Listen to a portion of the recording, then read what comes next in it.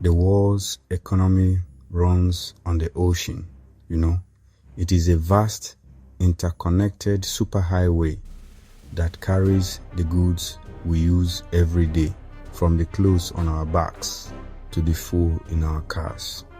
Nearly everything travels by sea. At the heart of this global network lies a narrow strip of water. It is a critical artery connecting Europe and Asia. This is the Red Sea. Approximately 12% of all global trade passes through this vital corridor. For centuries, it has been a symbol of connection and commerce, a testament of humanity's ability to navigate and trade across vast distances. But this essential lifeline is now under siege. Since the summer of 2024, the Red Sea has transformed from a bustling commercial highway into a perilous conflict zone. Houthi forces, operating from Yemen, have launched a relentless campaign of attacks against international shipping, with over 100 attacks recorded as of January 2026. The situation has escalated into a full-blown crisis. Each attack is a direct threat to the lives of seafarers and the stability of global trade, creating an atmosphere of fear and uncertainty that hangs heavy over these historic waters. The human cost of this conflict has been tragically real. In September of 2025, the world witnessed the sinking of the Dutch-flagged vessel, the Minerva. The attack resulted in the tragic death of a mariner, a stark reminder of the grave dangers now faced by those who work on these vessels. These seafarers are the unsung heroes of the global economy, and they are now on the front lines of a conflict they did not choose. The loss of the Minerva sent a chilling message throughout the maritime industry.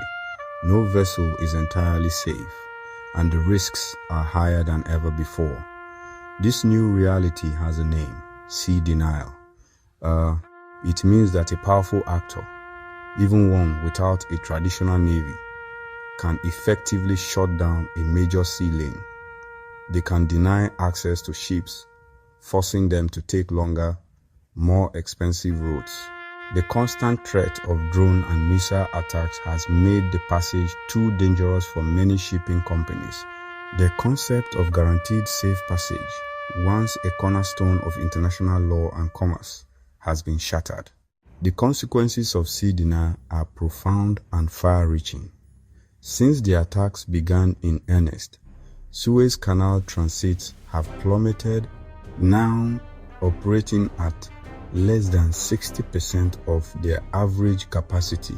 What was once a steady stream of container ships, tankers, and cargo vessels has been reduced to a mere trickle. Ship tracking data reveals a drastic decline. Where once an average of 70 vessels passed through each day, that number has been halved to between 30 and 35. Faced with unacceptable risks, many of the world's largest shipping companies have made a difficult choice. They have rerouted their fleets, abandoning the Red Sea and the Suez Canal. Instead, their vessels are now undertaking the long and arduous journey around Africa's Cape of Good Hope. This detour adds an additional 10 to 14 days to the voyage between Asia and Europe. This decision is not made lightly. It is a costly and inefficient alternative, but one that companies now see as necessary to protect their crews, their vessels, and their cargo. This rerouting comes at a staggering cost. The longer journeys burn significantly more fuel. These costs are inevitably passed on to consumers in the form of higher prices for goods. Freight and insurance rates have skyrocketed as the industry grapples with the new level of risk. The economic impact is felt globally, contributing to inflation and straining supply chains that are still recovering from previous disruptions. The headlines often focus on Western warships and high-level diplomacy, but is that the whole story? The real guardians of this vital waterway might not be who you think. In response to the escalating chaos, The European Union launched EUNAVFOR Aspides, a defensive military operation with a clear mandate to safeguard commercial vessels and deter attacks. The name itself, Aspides, is Greek for shields, a fitting description for its purely protective posture. As the crisis dragged on, the EU Council agreed to extend the mandate of Aspides until at least February 2027. Aspides was now charged with collecting and sharing information on suspicious activities related to critical submarine infrastructure, the undersea data cables in the Red Sea. The expanded mandate also embraced capacity building, directing Aspides to contribute to the training of Djiboutian maritime forces. This marked a shift from protecting ships to empowering local actors.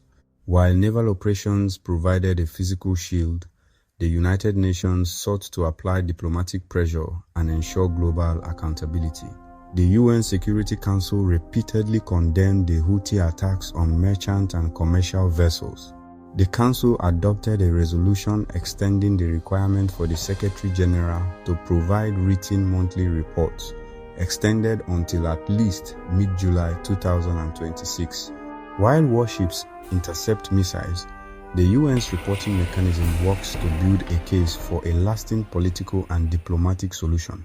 A significant development began to take shape. The two most powerful Arab states bordering the Red Sea, Egypt and Saudi Arabia, signaled their intention to take security into their own hands. Egypt, home to the Suez Canal, sees its economic lifeline directly threatened. For Saudi Arabia, the Red Sea is a vital coastline and a critical export route for its oil. By combining their assets, the two nations could create a formidable presence covering the entire length of the Red Sea. Even as new alliances were forged, long-standing efforts to build maritime security capacity were gaining urgency. A prime example, Exercise Cutlass Express, sponsored by US Africa Command. It brought together 19 nations with a shared interest in regional security. The training was not just a showcase. It was a genuine effort to build interoperability and share best practices for real-world threats. The goal: empower African partner nations to police their own maritime domains, creating a network of regional sentinels. A web of focused bilateral partnerships has also been crucial. A prime example is the deepening cooperation between Djibouti and Turkey. In a practical move, members of the Djiboutian Coast Guard began a specialized Turkish language training program to facilitate smoother coordination. This collaboration allows the Djiboutian forces to leverage Turkey's considerable naval experience and technology, acting as a force multiplier for the small nation's Coast Guard.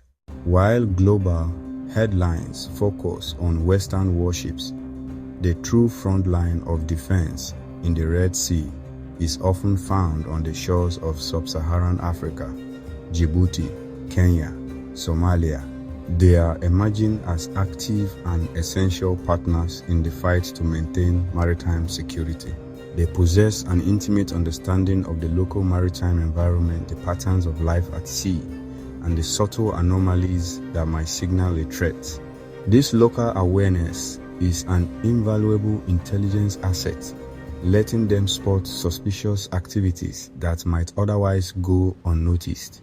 Capacity building is a meticulous, long-term process.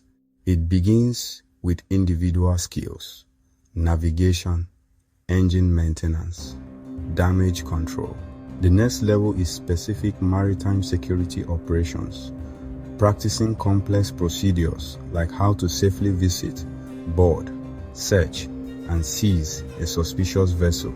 Information sharing is critical. Partners help build maritime operations centers that link eyes on the coast with hands on the water. The expansion of EU Aspides training for Djiboutian forces is a perfect example.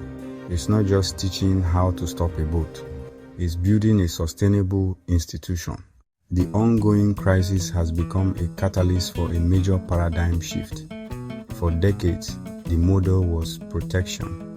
The new paradigm is empowerment. Empowering them frees up advanced naval assets to focus on high-end threats at sea, like intercepting ballistic missiles. It is a more efficient division of labor. A regional, locally led security framework is more legitimate and sustainable than outside imposed security. It fosters pride and responsibility. The world should care deeply about the Sub-Saharan sentinels. They represent the most realistic and sustainable path to securing a cornerstone of the global economy. Supporting these sentinels is not charity. It is a strategic investment in our own economic security. A secure maritime domain is the prerequisite for a thriving coastal economy, unlocking human and economic potential across the region. The crisis in the Red Sea was a painful wake-up call. The most effective defenders will be the nations that call these waters home. Their vigilance stands between fragile recovery and catastrophic chaos. They deserve our unwavering support. For more hidden histories, untold connections, and powerful stories, subscribe to Dark History Far, because the truth about our past is more connected than we ever imagined.